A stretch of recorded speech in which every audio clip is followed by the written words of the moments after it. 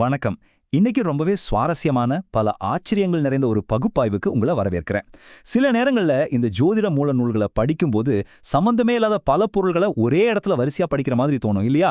அதாவது முத்து, பவளம், புயல், ஏசி, ஜிலேபி, விஷ்ணுவோட பாதங்கள் இப்படி ஒன்றுக்கொன்று தொடர்பே இல்லாத விஷயங்கள் எப்படி ஒரே நட்சத்திரத்துக்கு கீழே வர முடியும்னு நீங்க கண்டிப்பா குழம்பியிருப்பீங்க.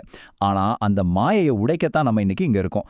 ஆமாங்க, இன்னைக்கு நாம சுவாதி நட்சத்திரத்தோட ரகசியங்களை மிக தெளிவா டீகோட் பண்ண போறோம். பார்க்கறதுக்கு ரொம்ப முரண்பாடா தெரியுற இந்த குறிப்புகள் எல்லாம் இணைச்சு எப்படி ஒரு முழுமையான ஆச்சரியமூட்டும் அமைப்பா புரிஞ்சுக்கிறது அப்படிங்கறத நாம இப்போ பார்க்கலாம். ஓகே, இந்த ஆய்வுக்குள்ள போறதுக்கு முன்னாடி ஒரு சின்ன விளக்கம். இன்னைக்கு நாம சுவாதி நட்சத்திரத்தோட காரகத்துவங்களை பத்தி முழுமையா அலச போறோம். காரகத்துவம்னா என்ன? ரொம்ப சிம்பிள். வேத ஜோதிடத்துல ஒரு குறிப்பிட்ட கிரகமோ இல்ல நட்சத்திரமோ எந்தெந்த குணங்கள், பொருட்கள், தொழில்கள், பண்புகளை தன் கட்டுப்பாட்டுல வச்சிருக்கு அப்படிங்கறத குறிக்கிற ஒரு வார்த்தை தான் இது.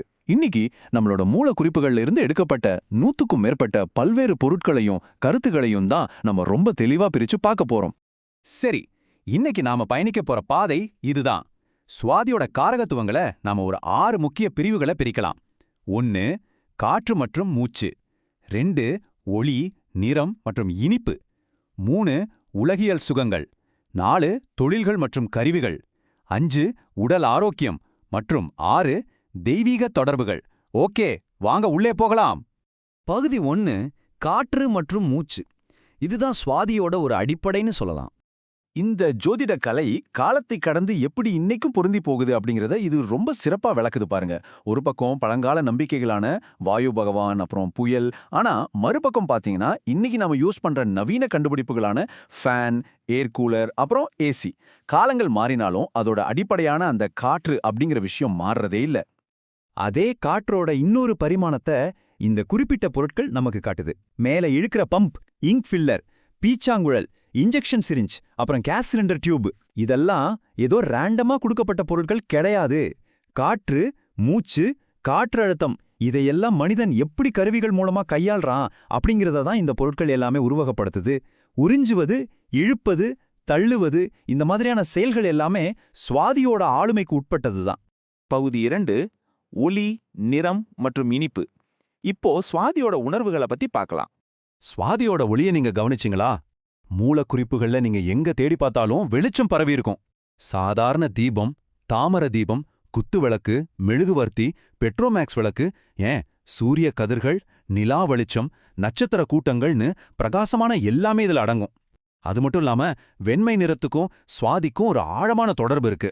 முத்து, பருத்தி, எருமைப்பால்னு வெண்மையான தூய்மையான பொருட்கள் எல்லாமே இந்த நட்சத்திரத்தோட கட்டுப்பாட்டுல வருதுங்கிறது நிஜமாவே ஒரு ஆச்சரியமான விஷயம்தான் இல்லையா? வெளிச்சத்த மாதிரியே சுவையிலையும் சுவாதி தன்னோட எல்லையை விரிவுபடுத்துது. தேன், தேன்கூடு, நாட்டு சக்கரை, வெல்லம், பழங்கள், இவ்வளவு ஏன் கேக்குறதுக்கே கொஞ்சம் ஆச்சரியமா இருக்கும். நம்ம எல்லாருக்கும் பிடிச்ச ஜிலேபி கூட மூல நூலோட குறிப்புகள்ல சுவாதி நட்சத்திரத்துக்கு கீழே தான் வருது. இது ஒரு வளம் மற்றும் அபரிமிதமான இனிப்பான வாழ்வை சுட்டிக்காட்டுது. பகுதி 3, உலகியல் சுகங்கள், செல்வமும் ஆடம்பரமும். இதுல ரொம்ப சுவாரஸ்யமான விஷயம் என்னன்னா, மனுஷனோட ஓய்வு அப்புறம் ஆடம்பர தேவைகள் எல்லாமே இங்க ஒரே இடத்துல வந்திருக்கிறது தான். கட்டில், மெத்த, ஈஸி சேர் இதெல்லாம் நம்ம உடல் தேடுற இழைப்பாறுதலை குறிக்குது. தோள்பை, ஜிப் மாதிரியான பயன்பாட்டு பொருட்கள், அதுக்கப்புறம் சொர்ண ஆபரணங்கள், ஜுவல்லரி, புஷ்பராகம் மாதிரியான செல்வத்தை குறிக்கிற பொருட்கள், இது எல்லாமே சுவாதியோட சுகம் மற்றும் லாபத்தை குறிக்கிற காரகத்துவங்களா செயல்படுது. ஆனா ஒரு நாணயத்துக்கு எப்பவுமே 2 பக்கங்கள் இருக்கும் இல்லையா? வெளிச்சமும் செல்வமும் இருக்கிற இடத்துல இருளும் மறைவிடங்களும் இருக்கத்தானே செய்யும். இந்த குறிப்பு சுவாதியோட இருந்த பக்கங்களை எந்த ஒரு சார்பும் இல்லாம ரொம்ப தெளிவா பதிவு செய்யுது. பாத்ரூம், இருள் சூழ்ந்த அறைகள், போதைப் பொருட்கள், அப்புறம் ப்ளூ பிலிம் எனப்படும் பாலியல் சார்ந்த விஷயங்கள், இது எல்லாமே கூட சுவாதியோட கட்டுப்பாட்டுல தான் வருது. மனித மனத்தோட மறைக்கப்பட்ட ஆசைகளை இது குறிக்குது. பகுதி 4, தொழில்கள் மற்றும் கருவிகள். சமூக பாத்திரங்கள். ஒவ்வொரு தொழிலும் ஒரு குறிப்பிட்ட கருவியோட எவ்வளவு துல்லியமா இணைக்கப்பட்டிருக்கு அப்படிங்கிறத கொஞ்சம் கவனிங்க. ஒரு மருத்துவர்னா உறிஞ்சும் தன்மையுள்ள சிரிஞ்சு, தையல்காரர்னா துண்டிக்கவும் இணைக்கவும் பயன்படுற கத்திரிக்கோள், தையல் ஊசி, அப்புறம் நூல், வியாபாரினா சரியான எடையை காட்டுற தராசு. அதே போல ஒரு ஆசிரியரோ இல்ல மந்திரியோ இருந்தா வெட்டும் கருவிகளுக்கு பதிலா அவங்களோட கூர்மையான அறிவுரையும் வழிகாட்டுதலும். மனிதர்களோட கைகள்ல இந்த கருவிகளெல்லாம் எப்படி சுவாதியோட சக்தியா மாறுது அப்படிங்கிறதுக்கு இது ஒரு மிகச்சிறந்த எடுத்துக்காட்டு. பகுதி 5 உடல் ஆரோக்கியம் மற்றும் உடற்கூறியல் தொடர்புகள். மூலக்குறிப்புகள்ல மனித உடற்கூறியல் பத்தின ரொம்ப தெளிவான அதே சமயம் கொஞ்சம் தீவிரமான பதிவுகளும் இருக்கு. பல் மற்றும் நகம் சம்பந்தப்பட்ட பிரச்சனைகள், உடல் ஊனம், அப்புறம் உயிரை உருவாக்குற விந்து, இது எல்லாமே சுவாதியோட நேரடி காரகத்துவங்கள்ல இடம்பெற்றிருக்கு. மனித உடலோட வன்மையும் மென்மையும் இங்க ஒன்னா பேசப்படுது. இங்க நம்ம கண்டிப்பா கவனிக்க வேண்டிய ஒரு ஆழமான ஜோதிட சொல் இருக்கு. அதுதான் சனி சாபம். மூல நூல்கள் உடல் ரீதியான ஊனங்களையும் நம்ம சந்திக்கிற கடினமான உடல் உபாதிகளையும் வெறும் மருத்துவ பிரச்சனைகளா மட்டும் பார்க்கல. அதுக்கு பின்னாடி இருக்கிற கர்மா மற்றும் முற்பிறவி வினைகளோட அதை தொடர்பு படுத்துது. அந்த பொறுப்பை இந்த சுவாதி நட்சத்திரம் ஏத்துக்குது. இதுவரைக்கும் நாம பயணம் செஞ்ச பாதையை கொஞ்சம் திரும்பி பாருங்களேன்.